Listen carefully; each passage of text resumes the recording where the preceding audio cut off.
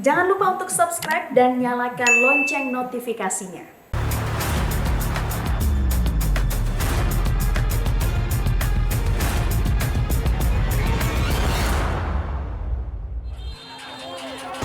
Ini orang-orang yang memang tiap hari kerjanya itu hanya berpikir bagaimana menjatuhkan pemerintahan Presiden Jokowi. Dan mereka mencari segala peluang. Stage-nya adalah nanti tentara, polisi melawan rakyat. Nah, kalau kemudian ini yang terjadi, chaos. Patut diduga ya, sebagai penggerak, sebagai pendorong, itu kita sudah punya. Dan sebenarnya masyarakat sudah sangat paham tentang kelompok-kelompok ini.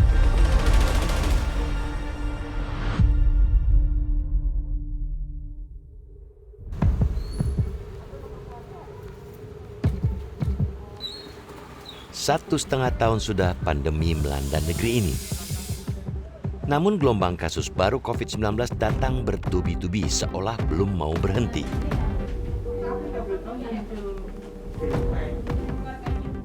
Kian hari, angka kasus COVID-19 terus bertambah. Dalam kurun waktu 517 hari sejak virus corona terdeteksi di tanah air, kini angka kasusnya mencapai 3,4 juta lebih terkonfirmasi positif. Perang melawan virus COVID-19 belum usai. Terlebih, sejak varian Delta merebak, penyebarannya terus meluas. Virus Delta pertama kali terdeteksi di DKI Jakarta pada 3 Mei 2021 lalu, hingga akhirnya tren terus naik dari 8 Juni hingga saat ini. Angkanya bergerak dari kisaran 755 kasus harian hingga mencapai titik tertinggi 14.622 kasus harian. Pada 12 Juli lalu, 90% lebih kasus COVID di DKI Jakarta didominasi oleh varian Delta. Hingga akhirnya, pemerintah mengambil langkah tegas. Saya memutuskan untuk memberlakukan PPKM darurat sejak tanggal 3 Juli hingga 20 Juli 2021, khusus di Jawa dan Bali. Namun rupanya PPKM darurat Jawa Bali yang diberlakukan sejak 3 Juli hingga 20 Juli belum sanggup mengerem laju angka kasus harian. Sebab hingga 20 Juli angka kasus harian masih bertengger di angka 38.325 kasus. Itu sebabnya pemerintah lagi-lagi memperpanjang PPKM darurat. Hingga 2 Agustus pemerintah sudah 2 kali melakukan perpanjangan PPKM dengan beragam skema penyesuaian. Penyekatan jalan menjadi salah satu realisasi dari kegiatan PPKM di lapangan. Tidak kurang dari 1.083 titik penyekatan diberlakukan di Jawa dan Bali. Belum lagi adanya pembatasan jam kegiatan masyarakat. Disinilah kesabaran masyarakat seakan terus diuji.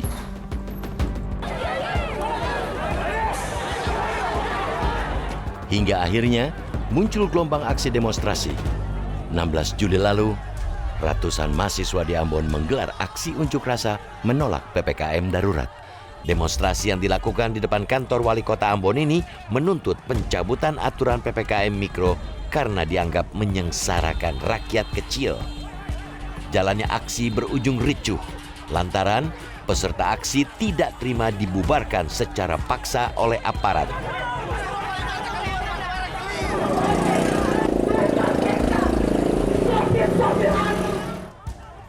Aksi gabungan mahasiswa di Ambon menolak pemberlakuan PPKM lantaran wali kota hanya mengeluarkan instruksi semata. Kami menolak PPKM di Maluku, artinya menolak instruksi wali kota nomor 20 tahun 2021. Karena di dalam instruksi wali kota nomor 20 tahun 2021 terdapat upaya melawan hukum. Karena bertentangan dengan hukum yang kedudukannya lebih tinggi, yakni pasal 28C ayat 2. Bahwa yang berhak membatasi masyarakat hanya peraturan perundang-undangan, bukan instruksi. Di kota Bandung juga digelar aksi penolakan serupa. Pada 21 Juli, ratusan warga bergabung dalam aksi menuntut penghapusan PPKM darurat. Aksi penolakan akhirnya juga berujung ricuh. Segelintir peserta aksi bahkan terbukti membawa bom Molotov. Tidak kurang dari 150 orang diamankan dari aksi ini.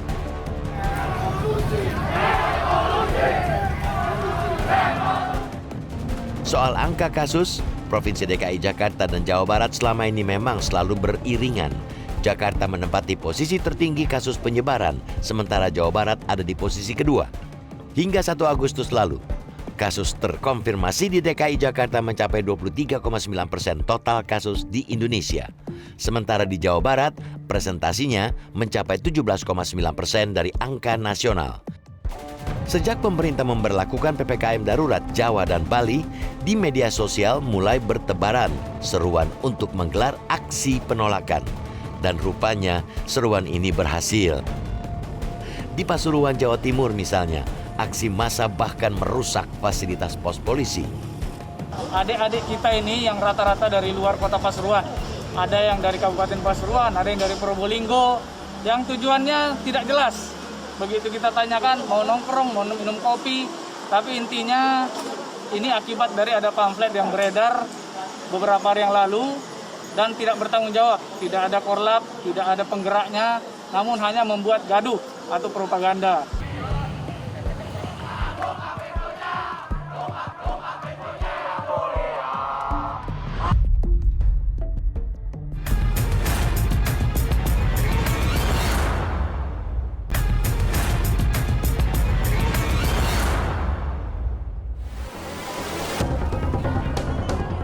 Aksi penolakan PPKM darurat di Juli lalu ibarat gelombang panjang yang mendera lautan. Aksinya menular dari satu kota ke kota lainnya. Seruan aksi turun ke jalan menolak PPKM memang begitu santer digulirkan sejak pertengahan Juli. Sebagian bahkan menyebutnya sebagai aksi nasional. DKI Jakarta sebagai ring 1 pusat pemerintahan jelas tidak luput dari seruan aksi unjuk rasa. 23 Juli lalu, aksi demonstrasi bergerak dari wilayah Pasar Rebo, Jakarta Timur. Namun aksi sejumlah mahasiswa ini segera dihalau oleh aparat.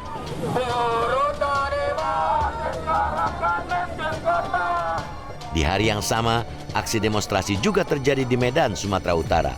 Aliansi mahasiswa yang tergabung dalam kelompok Cipayung Plus melakukan unjuk rasa di depan kantor Wali Kota Medan. Aksi penolakan didasari tindakan penertiban yang tidak humanis oleh aparat. Gencarnya seruan dan rencana aksi demonstrasi menolak PPKM darurat terasa di Jawa Tengah.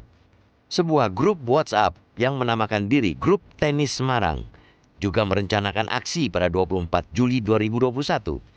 Dalam percakapan grup tersebut didapati notulensi yang sebagian isinya mengatur pembagian tugas dalam kelompok tersebut, mulai dari tugas para medis, membuat narasi, hingga menyebarkan pamflet.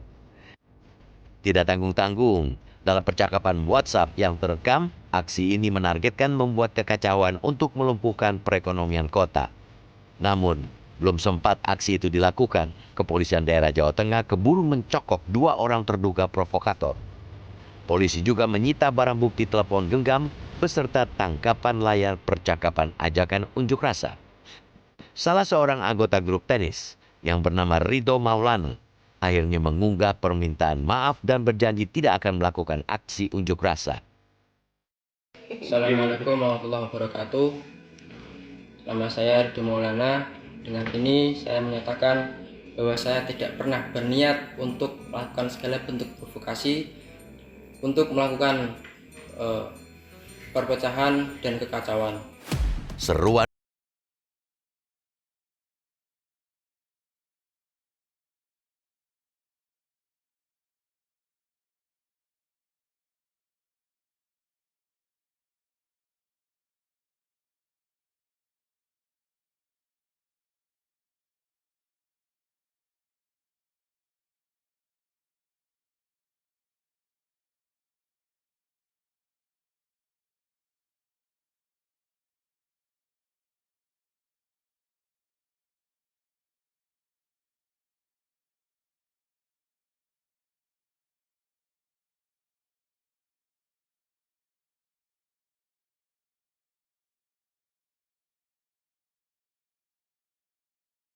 sebagai aktor intelektual penggerak aksi demo ataupun adanya gerakan aksi Jokowi Endgame pada tanggal 24 Juli yang lalu, yaitu bernama Miftahul Khair. Tim Realitas menemui Miftahul untuk menggali keterangan dari versinya. Miftahul tidak menampik dirinya tergabung sebagai anggota Blok Politik Pelajar atau BPP. Ia pun tidak membantah BPP berencana melakukan aksi konvoi. Namun hal itu tidak ada hubungannya dengan aksi Jokowi Endgame. Betul bahwa BPP akan melaksanakan aksi di tanggal 24 itu, aksi konvoi. Betul, tapi itu beda dengan yang Jokowi Endgame. Secara konsep itu berbeda. Nah mungkin karena kebetulan ada barang yang cukup serupa di tanggal yang sama, jadi dibelokannya ke yang konvoi, BPP dibelokannya ke yang Jokowi Endgame ini. Padahal yang kita lakukan tuh konvoi aja gitu sebetulnya. Soal Jokowi Endgame gitu, saya ya jujur aja saya tidak tahu menahu gitu mengenai aksi yang dilakukan atas siapa itu soal Jokowi Endgame. Dan memang pada kenyataannya barangnya pun nggak ada kan yang soal Jokowi Endgame ini. Dan kemudian pas barangnya nggak ada, ya saya dituduhkannya bawa kabur logistiknya lah, lalu bawa kabur nasi bungkusnya lah, dan segala macam. Padahal ya memang pada awalnya itu memang nggak ada gitu sebetulnya aksi Jokowi Endgame ini. Dan memang apa ya, kalau kita lihat situasi fenomena yang terjadi beberapa tahun ke belakang ini merupakan apa ya, sebuah operasi yang sering dilakukan gitu oleh oknum-oknum tertentu. Saya nggak tahu siapa dan nggak bisa sebutkan siapa juga. Sebelumnya, akun medsos milik Blok Politik Pelajar memang mengunggah seruan aksi tanggal 24 Juli. Dengan mengusung tajuk Aksi Serentak Amarah Warga Indonesia, BPP akan melangsungkan aksi di sejumlah wilayah, mulai dari Jakarta, Tangerang, Semarang, dan sejumlah wilayah lainnya. Itu konsepnya namanya Be Water. Be Water itu apa ya, sifatnya tuh adaptif, tidak hierarkis tanpa komando. Dan memang ya udah sporadis saja. Sedangkan beda kalau Jokowi Endgame kan ada long march-nya tuh katanya dari mana ke mana, itu kan sangat berarti berkomando kan itu, apalagi kalau udah bawa-bawa logistik kan berarti ada organisasinya. Sedangkan kalau yang Be Water tuh enggak, dan itu lagi-lagi hanya konvoi aja. Saya sendiri nggak ikut terlibat dalam aksi itu karena saya di Bogor. Apakah saya ada ketika mendiskusikannya di grup PPP? Ya ada saya di dalam grup PPP. Pengamat politik Boni Hargens menilai mahasiswa bukanlah otak dan dalang yang sebenarnya dalam gerakan Jokowi Endgame. Namun sebaliknya, mereka adalah korban dari misi-misi tersembunyi di balik aksi. Dan saya temukan di sana sebetulnya korban pertama ini adalah para mahasiswa, para aktivis yang dimanfaatkan oleh segelintir pecundang politik kalau bahasa saya. Ini orang-orang yang memang setiap hari kerjanya itu hanya berpikir bagaimana menjatuhkan pemerintahan Presiden Jokowi. Itu aja kerjanya. Dan mereka mencari segala peluang. Coba menelusuri setiap kemungkinan.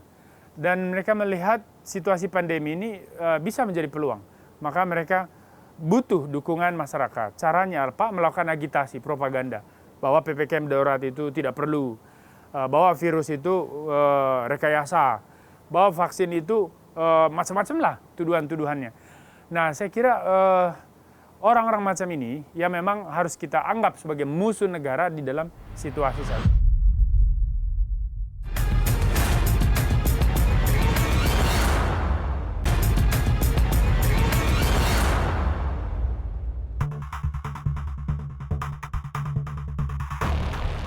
Hampir 1,5 tahun Indonesia dilanda pandemi, membuat sendi-sendi ekonomi negeri ini luluh lantak habis-habisan.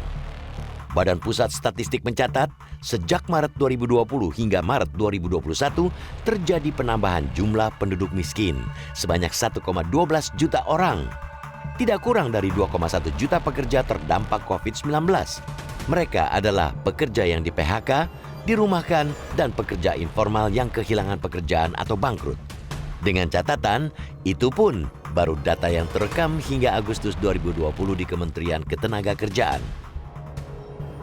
PPKM dinilai banyak pihak mempersempit ruang gerak usaha masyarakat, ibarat sudah jatuh tertimpa tangga. Perekonomian masyarakat bisa makin terpuruk.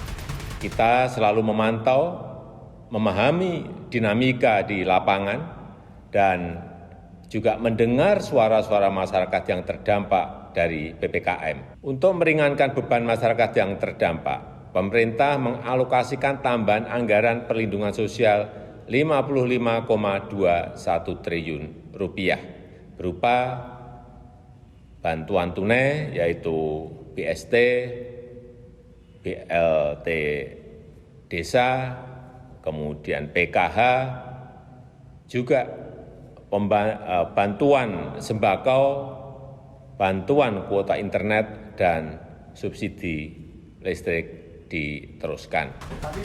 Di lain sisi, terus bertambahnya angka kasus harian di negeri ini juga tidak bisa terus dibiarkan. Sebab bagaimanapun pandemi COVID-19 tidak sekedar angka, tapi menyangkut nyawa dan kehidupan. Itulah dua mata pedang yang dihadapi saat ini. Itu yang paling menakutkan buat saya adalah ada pihak-pihak yang mendorong agar PPKM darurat diperpanjang, tapi tujuannya bukan untuk kepentingan publik. Tapi karena tadi justru mereka paham bahwa kalau PPKM darurat ini diperpanjang, ya salah satu tadi potensi yang mungkin terjadi adalah erupsi sosial. Pembangkangan atau resistensi itu mungkin ada karena ada beberapa persoalan struktural yang juga belum selesai gitu ya. Walaupun kemungkinan resistensi tetap harus dipertimbangkan atau tetap diantisipasi ya dari awal pemerintah ketika pandemi ini terjadi, kita semua gitu ya memang harus mengantisipasi adanya gerakan resistensi, itu pasti. Kondisi inilah yang diduga terus dimanfaatkan dan diutak-atik oleh sebagian kelompok kepentingan. Rangkaian aksi unjuk rasa bisa menjadi bara yang apinya siap menyala kapan saja. Pemerintah mengetahui bahwa sekelompok orang memiliki keinginan untuk memanfaatkan situasi. Tadi ada kelompok yang murni tadi, lalu ada kelompok yang tidak murni. Dia masalahnya itu hanya ingin menentang aja, memanfaatkan situasi. Apapun yang diputuskan pemerintah diserang, itu ada yang seperti itu. Sejumlah aksi penolakan PPKM disinyalir tidak semuanya murni spontan dari aspirasi rakyat yang terdampak. Dari kacamata intelijen, bahkan mengindikasikan adanya penggerak dalam rangkaian aksi tersebut. Targetnya, ya tentu saja, menciptakan kekacauan sipil. Yang pertama arahnya kan mereka mencoba menciptakan yang disebut dengan distrust sipil ya. Distrust sipil itu adalah perlawanan lokal di Pemda-Pemda, masyarakat di kota-kota, Pemprov ataupun di kabupaten kota, untuk tidak lagi mau setuju dengan wali kotanya atau bupatinya. Atau yang sering bahasa ilmiahnya itu civil disobedience ya, pembangkangan sipil. Kalau kemudian masyarakat tidak lagi percaya dengan sistem pemerintahan, nah itu tends to collapse. Karena yang akan dilakukan berikutnya tentu adalah darurat sipil atau darurat militer.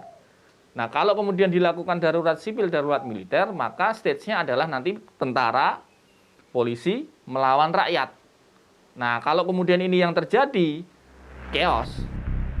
Kepala Badan Intelijen Keamanan Polri melihat indikasi hadirnya aktor dan penggerak, bukan isapan jempol belaka.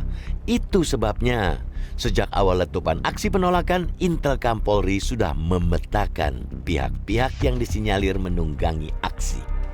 Dan kami terus dalami itu tentang siapa-siapa yang memang patut diduga ya sebagai penggerak, sebagai pendorong. Itu kita sudah punya, iya. Sudah, dan sebenarnya masyarakat sudah sangat paham itu tentang kelompok-kelompok itu. Tetapi kan artinya sekali lagi bahwa kepentingannya bukan untuk itu. Anda boleh berseberangan, tetapi kan prinsipnya ini kan nyawa ini. Prinsipnya ini kan kita mau mengatur kehidupan ini, dan itu pemerintah mengambil langkah yang luar biasa menurut saya. Nah, itu yang harusnya didukung. Karena ini menyangkut kemaslahatan hidup ya berbangsa loh, itu nggak bisa main-main. Makanya saya sih tidak masuk ke situ terlalu jauh, tapi saya pikir kalau ditanya ada, ya ada, ya dan itu pasti ada, begitu. Itu terus kita kelola, kita dekati, kita lakukan komunikasi sebedapatnya lewat jejaringan. Para tokoh juga, para pihak yang bisa memberikan pemahaman sehingga mereka bisa ya lambat-lambat mengerti gitu, sehingga tidak mengkuyok-kuyok. Kuyok-kuyok itu kan bereaksi terus gitu. Hingga kini Siapa dalang dan bokhir aksi demo Jokowi endgame sesungguhnya masih menjadi pertanyaan. Namun tentu saja tidak ada seorang pun yang menginginkan pandemi COVID-19 ini. Segala daya upaya perlu dan harus dilakukan demi mengakhiri pandemi. Menghadapi pandemi ini, tidak kurang dari 744 triliun rupiah digelontorkan pemerintah untuk pemulihan ekonomi nasional di tahun 2021. Sementara di tahun 2020, total anggaran penanganan COVID-19 mencapai 1.035 triliun rupiah. Jelas bukan angka yang sedikit. Beragam jaring pengaman sosial pun turut disalurkan untuk masyarakat.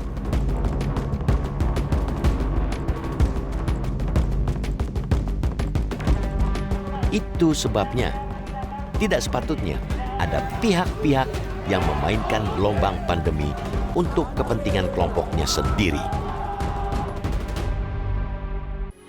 Metro TV